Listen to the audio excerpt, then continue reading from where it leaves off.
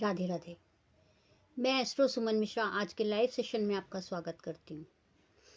आज हम शुरुआत करेंगे नारायण महामंत्र से। ओम नमो भगवते वासुदेवाय। ओम नमो भगवते वासुदेवाय। यह मंत्र वृद्धि के लिए बोला जाता है। धन वृद्धि, संपदा वृद्धि, मन की शांति।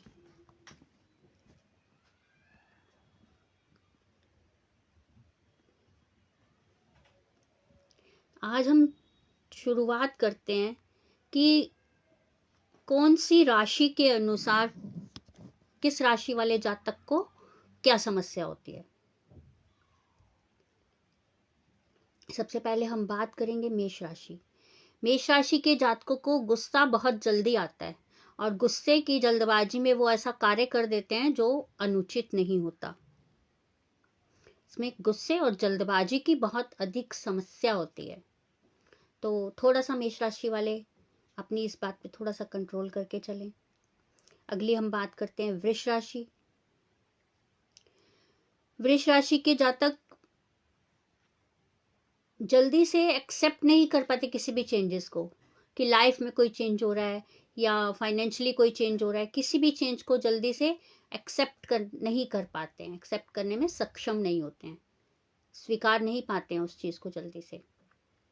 अब हम बात करते हैं मिथुन राशि की। मिथुन राशि के जो जातक होते हैं वो किसी भी प्रकार का निर्णय लेने में असमंजस, दुविधा में रहते हैं, क्योंकि मिथुन राशि के जातक जो भी होंगे वो कोई भी डिसीजन जल्दी से नहीं ले पाते, दुविधा में रहेंगे। ये करूं तो ये होगा, ये करूं तो ये होगा, इस टाइप का रहता ही है उनका। कर्क राशि। कर्क राशि के जातक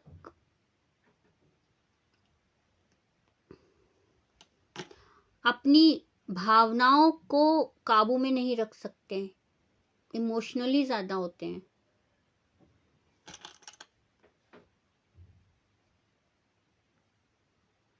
सिंह राशि। सिंह राशि के जातक जरूरत से ज्यादा अनलिमिटेड अहमियत देते हैं किसी भी चीज को, जो शायद कभी कभी हानिकारक भी हो जाती है। आगे हम बात करते हैं तुला राशि। तुला राशि के जो जातक होते हैं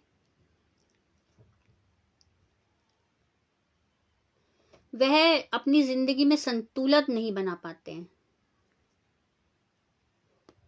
संतुलन की अस्थिरता रहती है। निर्णय लेने में भी अस्थिर ही रहते हैं। ये निर्णय लेने में भी प्रॉपरली ये नहीं कह सकते कि कंफर्टेबल हैं, अच्छे से निर्णय ले पाएंगे ये किसी भी चीज में, चाहे बात फाइनेंशियली हो, चाहे बात रिश्ते की हो, कुछ भी। आगे हम बात करते हैं वृश्चिक राशि। वृश्चिक राशि के जातक बहुत अत्यधिक गुस्से वाले होते हैं, जरूरत से ज्यादा गुस्सा होता है उनमें, और गुस्सा करने के बाद वो एक्सेप्ट भी नहीं करते हैं कि ये गुस्सा हुआ था या गुस्सा किया था। आगे हम बात करते हैं धनु राशि।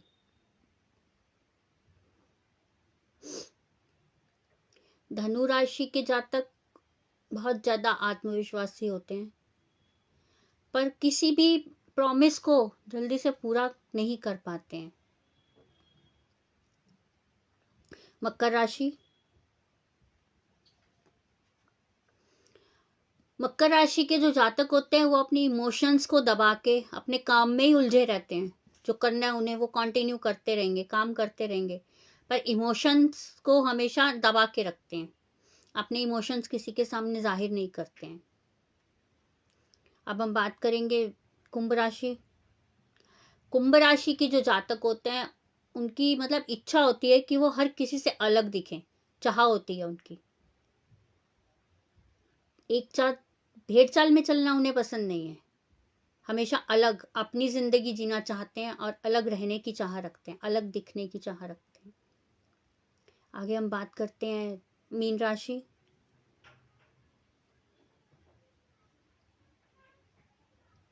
मीन राशि के जातक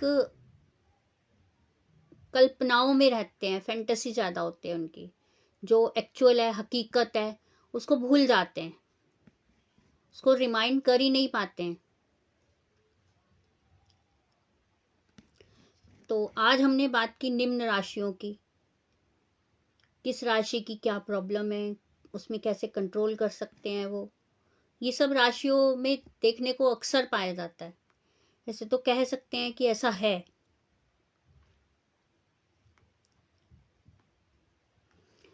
अब हम बात करते हैं, कहने को ये कहा जा सकता है कि आज के समय में, कलयुग के समय में भगवान है या नहीं है। तो इसके ऊपर छोटी सी बात करना चाहूंगी मैं आपसे। आज के समय में भी बिल्कुल भगवान है। जैसा कि आप देखिए, नॉर्मल पानी आप रखेंगे तो कुछ समय के पश्चात उसमें कीड़े हो जाते हैं। एक गंगा जल होता है, आप कितना समय उसे रखे रहिए, वर्षों वर्ष, पर उस गंगा जल में कभी कीड़े नहीं होते हैं।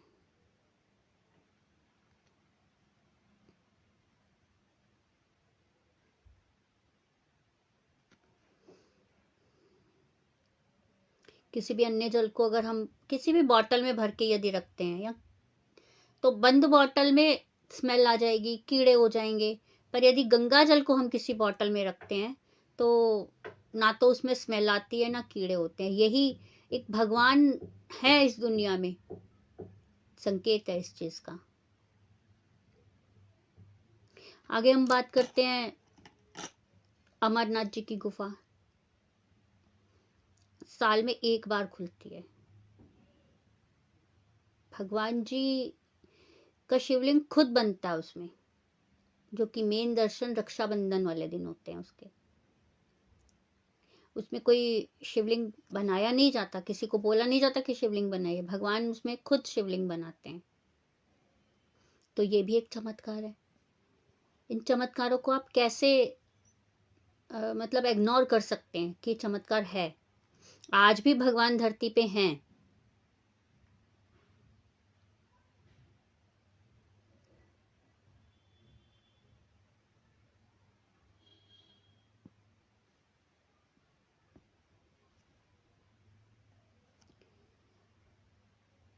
अब हम बात करते हैं पुरी। पुरी मंदिर में पताका अपोजिट डायरेक्शन में लहराती है।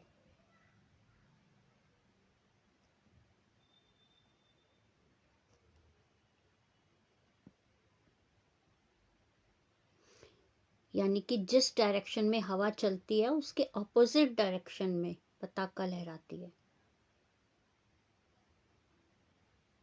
उसके बाद हम बात करेंगे रामेश्वर। रामेश्वरम में पत्थर तैरते हैं जल में। आप अभी किसी भी जल में, या अपने घर में एक बकेट ले लीजिए या टब ले लीजिए, उसमें पानी डालिए तो देखिए पत्थर तैरेंगे? नथिंग। ये अपना एक चमत्कार है।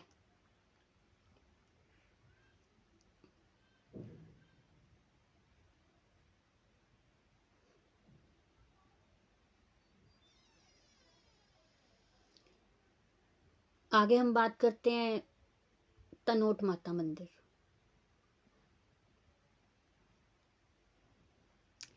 तनोट माता मंदिर में भी बम गिरा, पर कोई नुकसान नहीं हुआ। किसी भी प्रकार का किसी को भी कोई नुकसान नहीं हुआ। लिस्ट मंदिर में भी कोई नुकसान नहीं हुआ।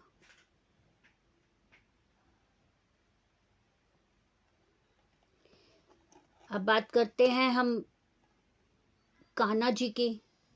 वृंदावन में आज भी कहते हैं कान्हा जी अपनी गोपियों के साथ रास करते हैं। इसी को कहते हैं चमत्कार। सबसे बड़े चमत्कार हैं ये हम लोग की जिंदगी में, हम लोग की लाइफ में, कि हम ये सब देख पा रहे हैं कि कलयुग में भी भगवान है। कलयुग में भी भगवान का अवतार है किसी न किसी रूप में।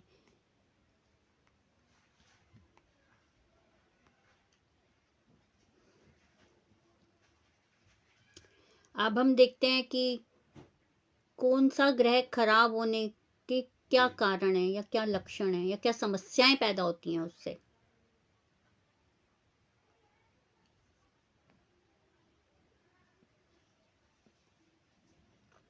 सबसे पहले हम देखते हैं सूर्य।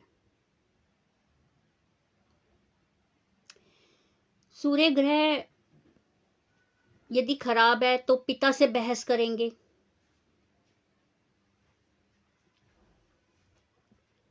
बिना बात पे, कोई मैटर नहीं है, पिता से बहस करेंगे। गवर्नमेंट जॉब में बहुत बाधाएं आएंगी आपके, अगर सूर्य ग्रह आपका अच्छा नहीं है तो कहीं ना कहीं ये सब बिल्कुल निश्चित होता है। आप देखते हैं चंद्रमा, यदि आपका चंद्रमा खराब है तो माता से पटरी नहीं खाती है, पानी की वेस्टेज करेंगे आप, मानसिक स्ट्रेस रहेगा, मानसिक तनाव में ही रहेंगे आप। मंगल, मंगल अगर अच्छा नहीं है तो जातक को गुस्सा बहुत आएगा, हेल्थ इश्यूज बने रहेंगे, शारीरिक परेशानी कुछ ना कुछ रहेगी। बुध खराब होने के लक्षण, वल्गर लैंग्वेज यूज करना, गाली गलौज करना, बिजनेस में बाधा आना, रुकावटें आना।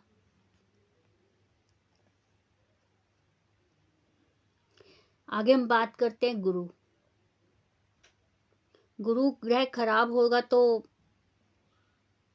जिस जातक का भी अगर गुरु ग्रह खराब है तो बड़ों को आदर सम्मान नहीं देंगे, वो भाग्य में रुकावटें आएंगी, भाग्यश काम नहीं करेगा, फाइनेंशियली प्रॉब्लम्स आएंगी। आगे हम बात करते हैं शुक्र। यदि शुक्र ग्रह हमारा कुछ खराब है या प्रॉब्लम्स दे रहा है, लग्जरी लाइफ से हम वंचित रहेंगे, बहुत मुश्किल हो जाएगा अगर शुक्र खराब है तो लग्जरी लाइफ, वैवाहिक जीवन में प्रॉब्लम्स आएंगी। जब लग्जरी लाइफ ही नहीं है तो फाइनेंशियली तो खुद ब खुद टूटते ही चले जाएंगे। आगे हम बात करते हैं शनि की।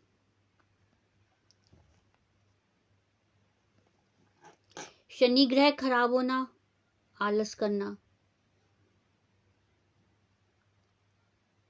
राधे राधे अंकिता जी, राधे राधे। अंकिता जी अपनी बर्थ डिटेल मेरे व्हाट्सएप नंबर पे शेयर कर दीजिएगा प्लीज़। मेरा व्हाट्सएप नंबर आपको स्क्रीन पे शो हो रहा है, 8851768660। जी बिल्कुल, आप शादी के लिए पूछना चाहते हैं तो बिल्कुल मैं आपको अपडेट करूंगी। आप पूरी डिटेल्स मेरे व्हाट्सएप पे शेयर कर दीजिएगा। मैं लाइव से लीव लेते ही आपसे बात करती हूँ मैम। जी हम बात कर रहे थे शनि ग्रह। शनि ग्रह बहुत धीमा ग्रह है, सबसे धीमा, आलस देता है,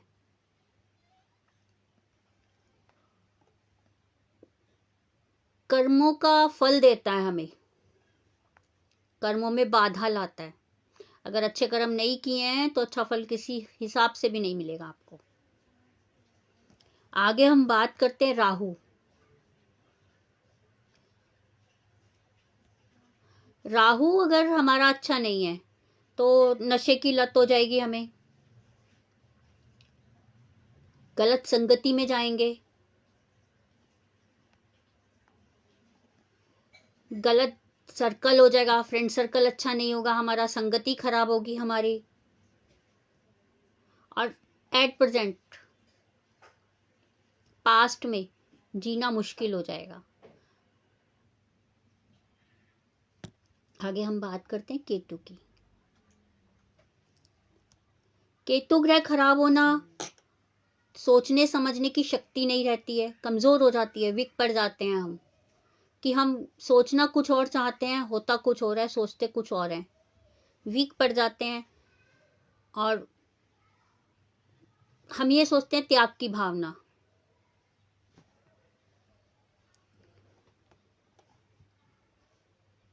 मतलब हम सोचे कि हम ये चीज त्याग दें तो ठीक हो जाएगा, मतलब सोचने की शक्ति ही नहीं है तो त्याग की भावना कहाँ से होगी।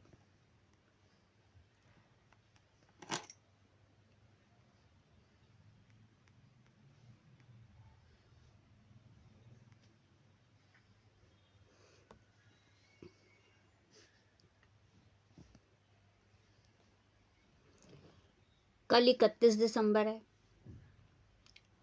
इस वर्ष का आखिरी बुधवार। थोड़ा सा हम देखते हैं कि इस दिन का राशिफल कैसा रहेगा।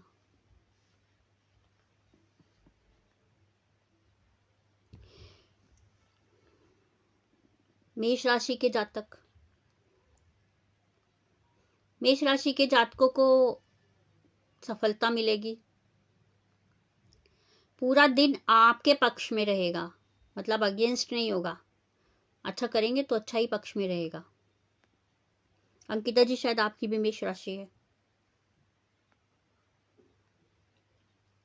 अगली राशि की हम बात करते हैं वृष राशि।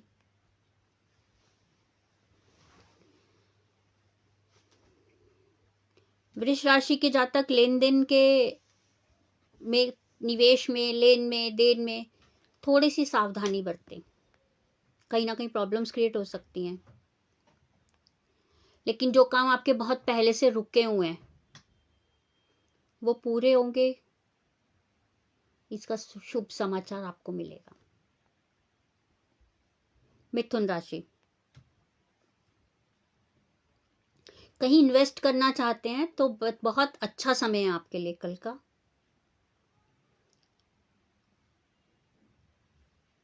ये तो ठीक है कि अच्छा समय है, पर खर्चों पर थोड़ा सा कंट्रोल करके चलिएगा। सिंह राशि, सिंह राशि के लिए कल का दिन धन से तो लाभ मिलेगा ही आपको, मान प्रतिष्ठा भी बढ़ेगी, समाज में बहुत मान प्रतिष्ठा सम्मान मिलेगा आपको। कन्या राशि,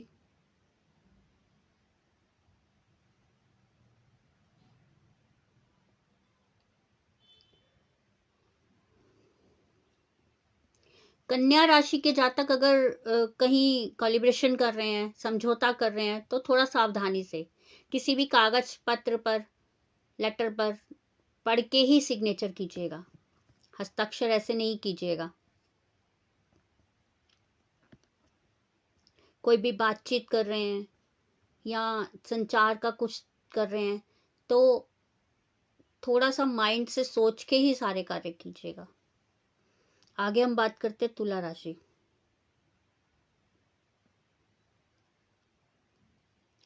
तुला राशि का पारिवारिक और वैवाहिक जीवन में थोड़ा सा समझदारी से कार्य करना पड़ेगा आपको,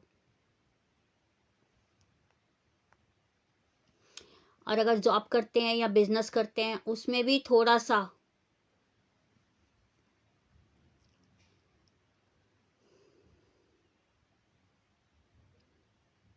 यदि जॉब और बिजनेस करते हैं उसमें भी थोड़ा सा सब्र कीजिए, धैर्य से काम लीजिएगा तो सब ठीक होगा।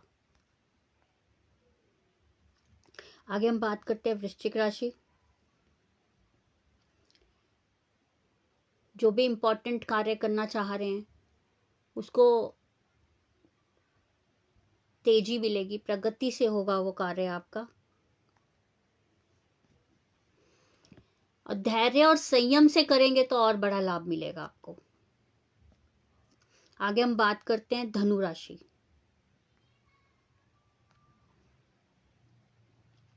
धनु राशि के जातकों को करियर में आगे आने का बहुत बड़ा मौका मिलने वाला है, इसके लिए अपनी वाणी पे कंट्रोल रखिएगा, मीठा बोलिएगा, कड़वा मत बोलिएगा।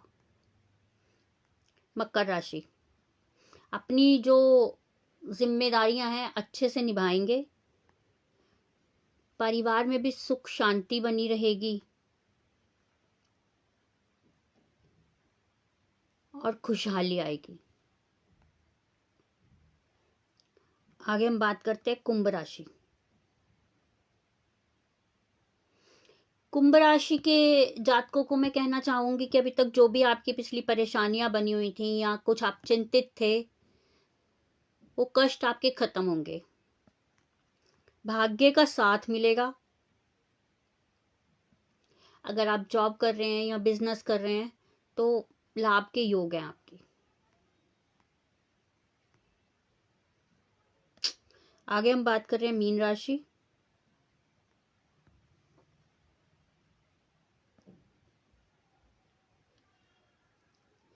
मीन राशि के जातक कोई भी बड़ा डिसीजन लेना चाहते हैं तो कल का दिन आपके लिए बहुत उत्तम रहेगा।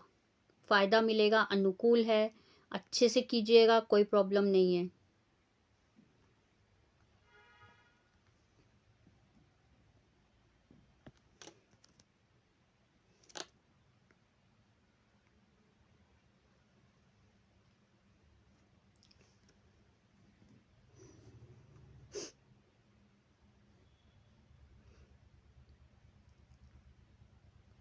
जी अंकिता जी, आप डिटेल शेयर कर दीजिएगा प्लीज।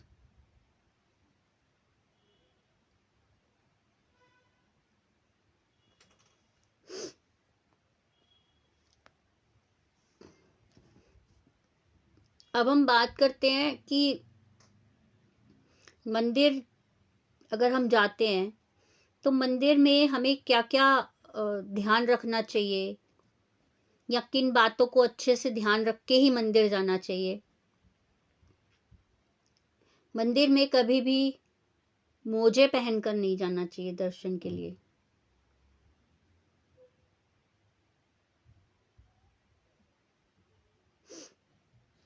मंदिर में किसी भी मूर्ति के बिल्कुल बिल्कुल सामने खड़े होकर पूजा नहीं करनी चाहिए।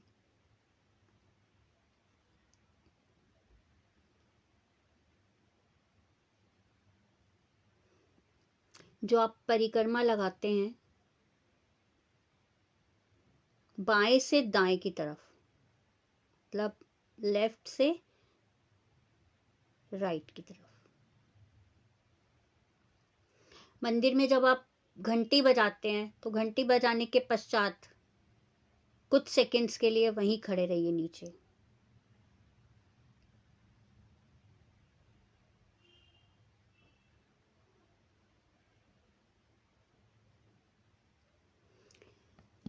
मंदिर के बाहर जब हम अपने चप्पल उतारते हैं या जूते उतारते हैं तो ऐसी जगह साइड पे उतारिएगा कि उसको कोई क्रॉस करके ना जाए।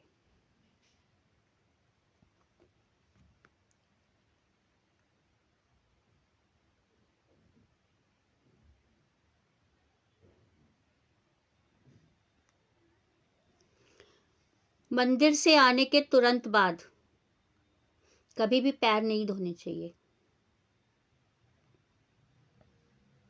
मंदिर में अगर हम शिवजी जी पे जल अर्पित करने गए हैं तो वो लोटा कभी खाली घर नहीं लाना चाहिए। उसमें चाहे 2 बूंद पानी हो, 2 बूंद जल हो, वो लेके आइए और उससे अपने घर का छिड़काव कीजिए। घर में छींटे मारिए उसी जल से।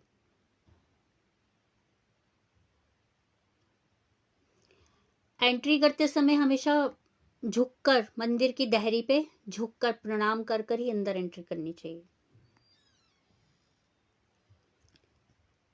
राधे राधे संजय जी।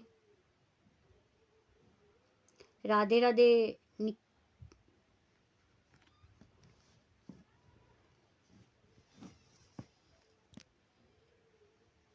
निक्की जी। संजय जी प्लीज अपनी बर्थ डिटेल मेरे व्हाट्सअप नंबर पे शेयर कर दीजिएगा। मेरा व्हाट्सअप नंबर है 8851768660। आप इस पे शेयर कीजिएगा। आपके जो भी डाउट्स क्वारीज है, क्वेश्चंस हैं, वो भी लिख दीजिएगा। लाइव सेशन से हटते ही मैं आपके आंसर्स करूंगी।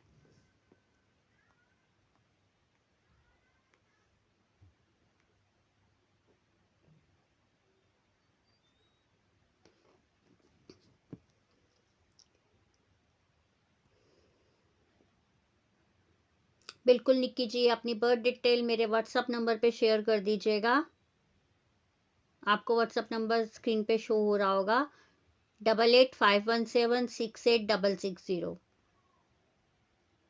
बिल्कुल आपका जॉब का है, बिल्कुल बताऊंगी, प्लीज़ आप शेयर कीजिएगा। अभी हमने पहले सेशन में भी एक बार बात कर चुके हैं काल सब की, पर आज फिर रिक्वायरमेंट आई थी, मैम थोड़ा काल सब के बारे में बता दीजिए।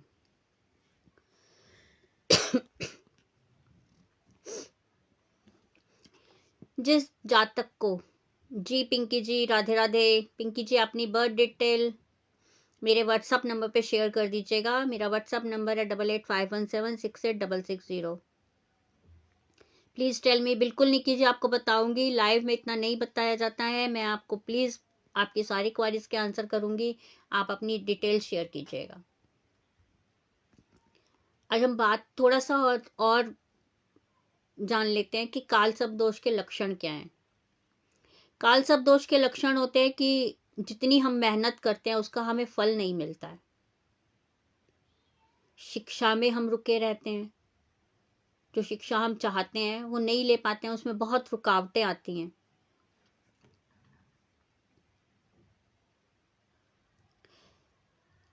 संतान होने में दिक्कत आती है, शादी होने में प्रॉब्लम्स आती हैं।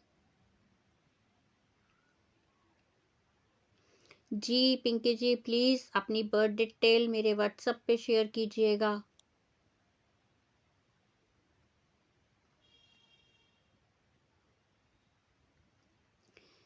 काल सब से बार बार दुर्घटनाएं होने के चांसेस रहते हैं, चोट लगना, कुछ भी छोटी मोटी दुर्घटनाएं होना।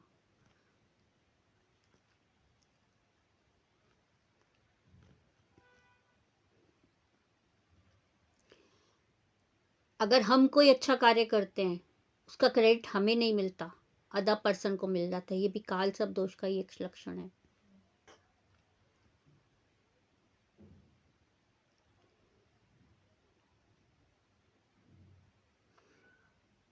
हेल्थ इश्यूज बने रहना, ये भी काल सब दोष का एक लक्षण होता है।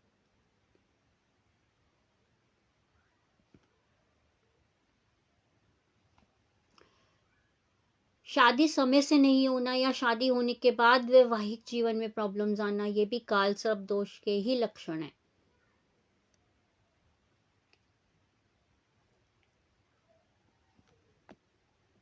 आज छोटे से रूप में हमने काल सर्प दोष के बारे में भी जानकारी ली है।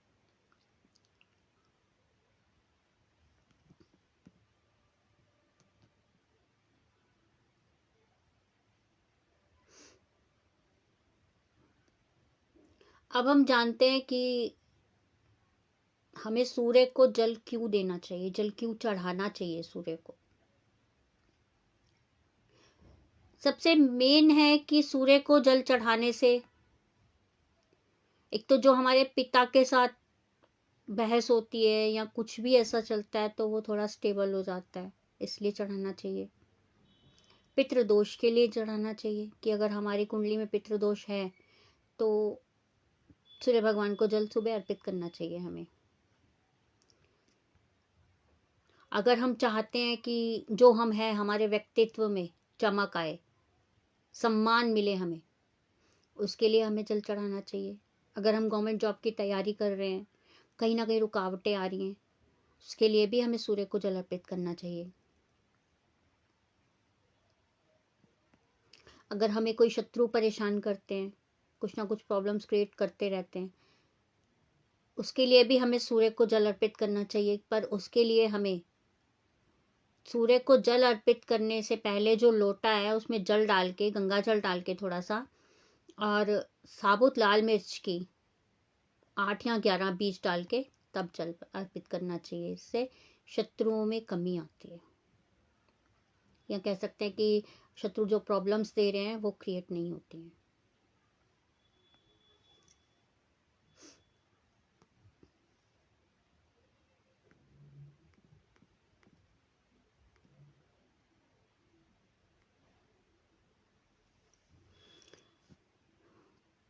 भाग्य बदलने के कुछ छोटे छोटे से उपाय हैं, अगर कर पाए हम तो बहुत फायदा होता है।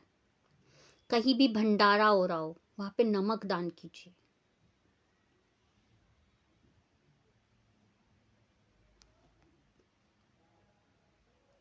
और भंडारा कभी भी बिना उसमें कुछ भी कंट्रीब्यूशन किए बिना भंडारा नहीं खाना चाहिए। भंडारे का प्रसाद तभी लेना चाहिए अगर हमने कुछ उसमें कंट्रीब्यूशन किया है। और अगर अपना भाग्य चमकाना चाहते हैं तो जहाँ भंडारा हो वहाँ भले ही 1 पैकेट नमक दान कीजिए, पर कीजिए जरूर।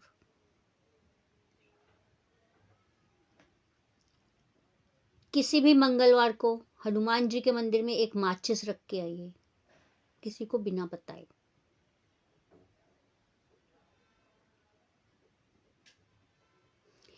जहाँ ये छोटे छोटे चींटियाँ हो, जैसे चींटे हो, पीपल के पेड़ के नीचे बहुत होते हैं, वहाँ पे थोड़ा सा लड्डू तोड़ के चूर चूर करके वो डालिए।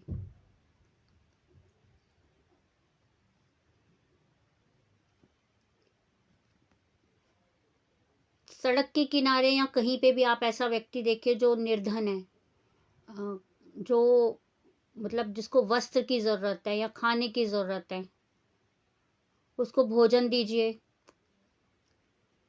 या उसको वस्त्र दान कीजिए। कहीं ना कहीं इनसे भाग्य में चेंजेस आने स्टार्ट होते हैं। अगर अपना भाग्य कहीं थोड़ा सा भी चाहते हैं कि थोड़ा सुधर जाए, थोड़ा चेंज आए भाग्य में, भाग्य साथ देने लगे, तो छोटे छोटे उपाय करके आपको बहुत बेनिफिट होने वाला है इससे।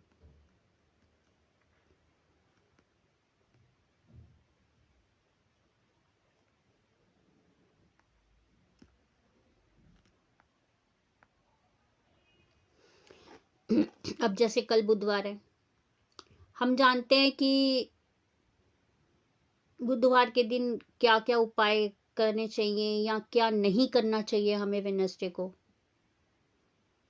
को कभी भी काले वस्त्र धारण नहीं करने चाहिए।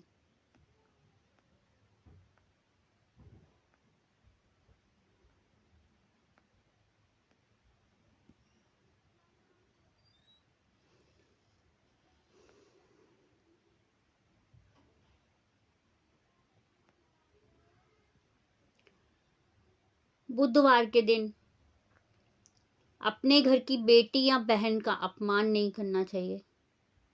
बुधवार के दिन गाय माता को चारा खिलाना चाहिए। हरे वस्त्र धारण करें।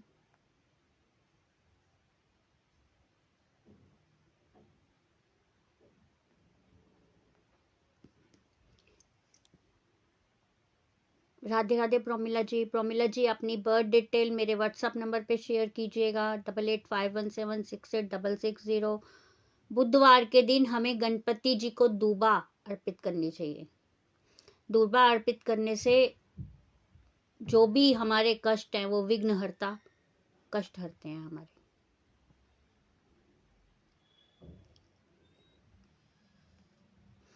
ओम गण गणपतये नमः का जाप करना चाहिए।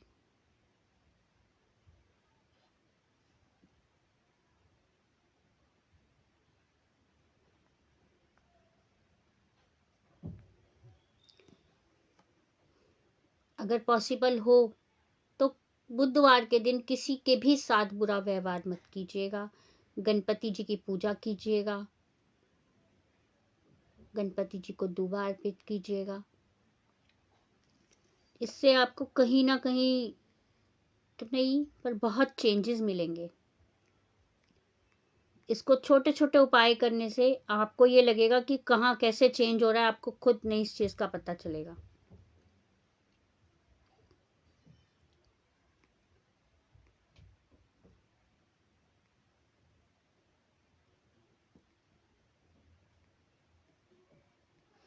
आज हम